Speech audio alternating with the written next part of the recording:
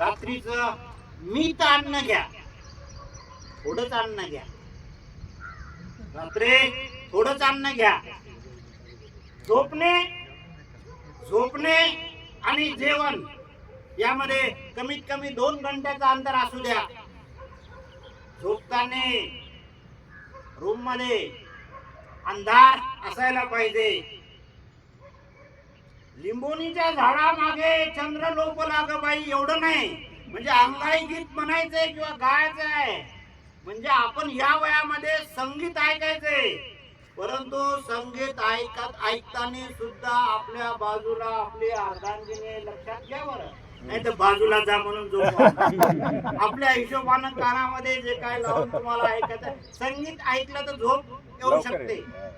हा सुद्धा एक उपाय केला तर माणसाला झोप येऊ शकते. अंगाई गीत. जे आपले विचार आहेत ते भूतकाळातले विचार जर आपण वर्तमान काळात बदलले तर सुद्धा झोप येऊ शकते. डोक्याला तेल आणि पाय जर थंड केले, काही जण तर म्हणतात आंघोळ केली तरी चालेल, झोप येऊ शकते. हे तुम्हाला आम्हाला सर्वांना माहीत असलेले उपाय आहेत. अहो तुम्ही हेच काय म्हणता, आम्ही गणिताचे मास्तर आहोत, आम्ही सर्व पाढे म्हणतो. आता आम्हाला 20 पर्यंत पाढे येऊ शकतात, 21च्या पुढे आम्हाला आता येत नाही, पण ते 20 पर्यंत पाढे संपून जातात तरी झोप येत नाही. देवाचे मंत्र म्हणतो आम्ही, एखाद्याचं असं करतो तरी झोप येत नाही. काय करायचं गुरुजी, 3 वाजले होते रात्री, कसा येऊ मी सकाळी.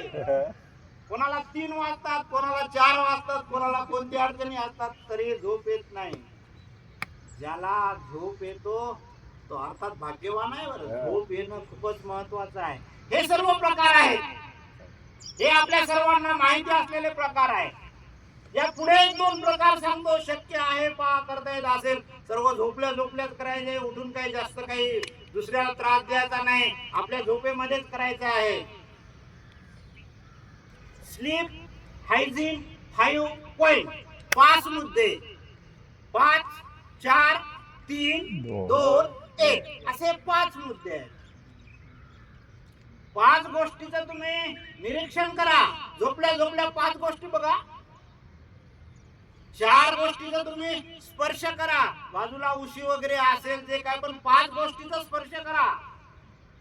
3 गोष्टी ज्या आपल्याला 3 गोष्टी येतात त्या 3 आवाज आहे का, पंख्याचा आवाज असेल, घड्याळाचा आवाज असेल, दुसरा आवाज असेल, असे 3 आवाज आहे का. 2 गोष्टी ज्या आहेत त्या 2 गोष्टीचा वास घ्या आणि एका गोष्टीची चव घ्या.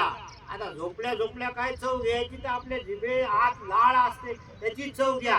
हे 4-5 मुद्दे करण्याचा उद्देश काय, आपले जे विचार आहेत, आपण जे विचार करतो तो बाजूला जाते आणि यामध्ये माणूस गर्क होतो आणि झोप येऊ शकते. मी म्हणत नाही येते, येऊ शकते. रिव्हर्स सायकॉलॉजी एक मुद्दा आहे. म्हणजे असं ठरवायचं, मी आज झोपणार नाही, मी आज हे करणार नाही, मी जागीच राहणार, काय होते पाहू, असं होते पाहू, तसं होते पाहू. असं जर आपण आपल्या ब्रेनला सांगितलं, मेंदूला सांगितलं, तर कदाचित तो थकून आपल्याला झोप येऊ शकते, आपल्याला झोप येऊ शकते. नंतर मी असं सांगेन, माइंड डंप टेक्निक, म्हणजे आपल्या माइंडला डंप करायचं. शक्य असेल तर आपल्याला झोप येत नाही, उठायचं, आपल्या डोक्यामध्ये जे जे विचार येतात, माझं असं झालं होतं, माझं तसं झालं होतं, माझे जे जे विचार येतात, ज्या क्रमानं लिहिता येतील तेवढे एका कागदावर लिहून काढा. मी म्हणतो ज्या क्रमानं लिहिता येईल तसे, असं सिस्टमॅटिक नाही, पहिला दुसरा कसे लिहा, पण आपल्या डोक्यातले विचार सर्व कागदावर एक कागद भरून लिहा. आपलं माइंड एकदम रिकामं करा, कदाचित तुम्हाला झोप येऊ शकते.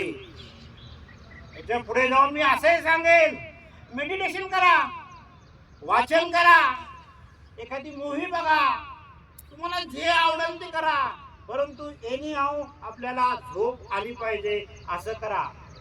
हे आता जे सर्व गोष्टीची चर्चा झाली, तुम्ही सर्वांनी एकदम शांतपणे ऐकलं आणि मी म्हणतो कदाचित कोणाला तरी कोणातरी एखाद्या गोष्टीचा फायदा होईल आणि झोप येईल.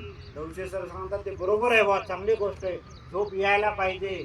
आणि शेवटी मी परमेश्वराला अशी विनंती करतो की तुम्हाला कोणता तरी एखादा मुद्दा योग्य व्हावा, फायदा व्हावा, ही विनंती. माझे 2 शब्द एक प्रश्न आहे. हा.